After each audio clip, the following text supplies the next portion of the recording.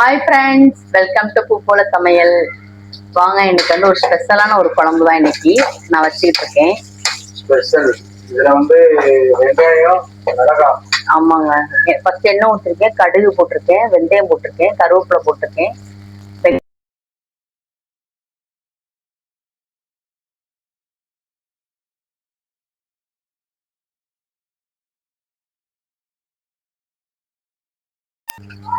புளி கரைச்சி ஊற்றிக்கலாம். புளி வந்து இது கொஞ்சம் நல்லா நிறையாவே ஊற்றணும், அப்பதான் நல்லா இருக்கும் டேஸ்ட். என்ன செய்ய போறேன்னு பார்த்தீங்கன்னா, நம்ம கிட்ட இருக்கிற மசாலா பொடிலாம் கொஞ்சம் கொஞ்சம் சேர்க்கணும். அதுக்கு முதல்ல 2 ஸ்பூன் நான் வந்து என்கிட்ட இருக்கிற குழம்பு மிளகாத்தூள் தான் சேர்த்துருக்கேன். அதுக்கப்புறமா 1 ஸ்பூன் தனி மிளகாத்தூள் இன்னும் கொஞ்சம் கூட போட்டுக்கிறேன். இப்போ அடுத்து நல்லா இருக்கும். ஆமாங்க, இப்ப மிளகாத்தூள் போடவா லைட்டா?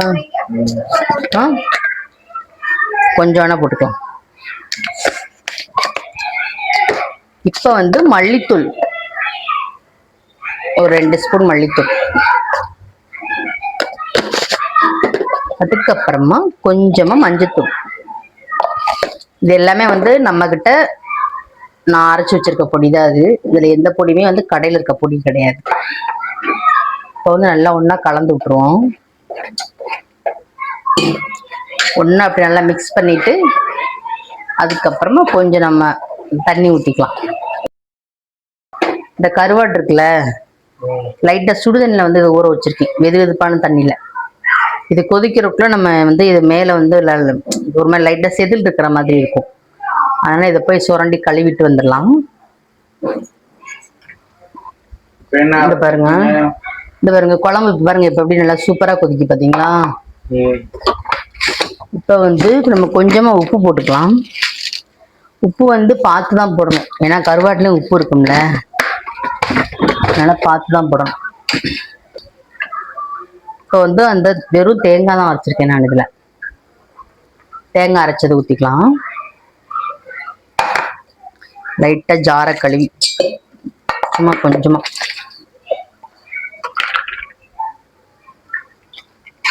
ஊற்றிட்டு இப்ப வந்து கொத்தமல்லி இலையை கழுவிட்டு வந்துடுறேன். இப்போ வந்து நம்ம கொஞ்சமா கொத்தமல்லி இலை போட்டுக்கலாம். கொத்தமல்லி இலை போட்டாதான் அந்த வாசம் நல்லா இருக்கும். கரண்டி இதுக்குள்ள வச்சிட்டேன்ல, நல்லா சூடா இருக்கு கரண்டி.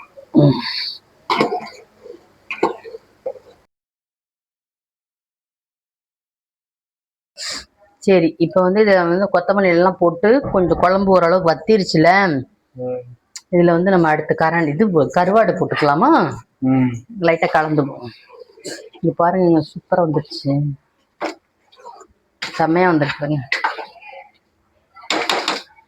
கொஞ்சம் உப்பு மட்டும் டேஸ்ட் பார்த்துருவோம். சூப்பரா இருக்கு.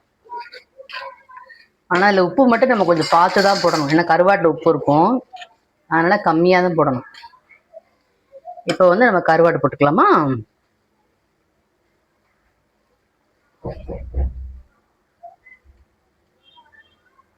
கருவாடு எத்தனை பீஸ் போடுறீங்க? கருவாடு இது 100 கருவாடுங்க. 100 கருவாடு? ஆமா, 100 கருவாடு ஒரே நேரத்துல வச்சாச்சு. அந்த குழம்பு நாளைக்கு வரைக்கும் வரும்ல, நாளைக்கு தான் நல்ல டேஸ்டா இருக்கும்.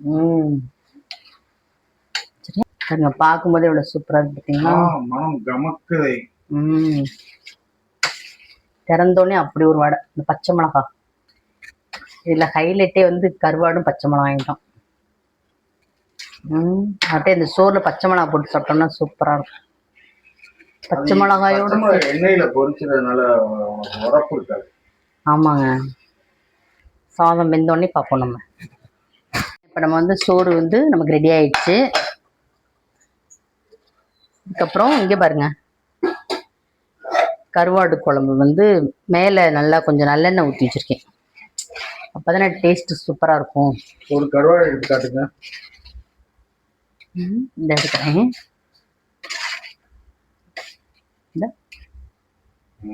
Super super. இப்போ நம்ம வந்து சுட சுட சோறுல அப்படியே கருவாடு போட்டு சாப்பிட வேண்டிதான்.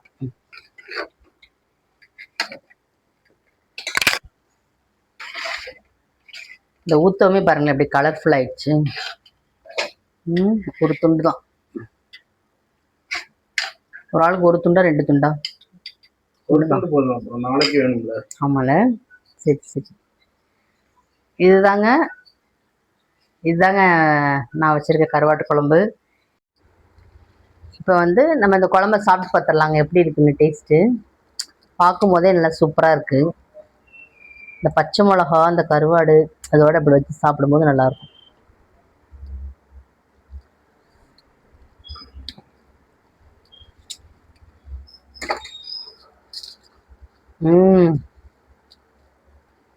இந்த குழம்புல வேற ஏதாவது நிறை குறைகள் இருந்துச்சுனாலும் நீங்க சொல்லுங்க, கமெண்ட்ஸ்ல சொல்லுங்க. இந்த வீடியோ நம்ம இதோட முடிச்சுக்கலாம். நெக்ஸ்ட் வீடியோல பார்க்கலாம். டாடா பாய்.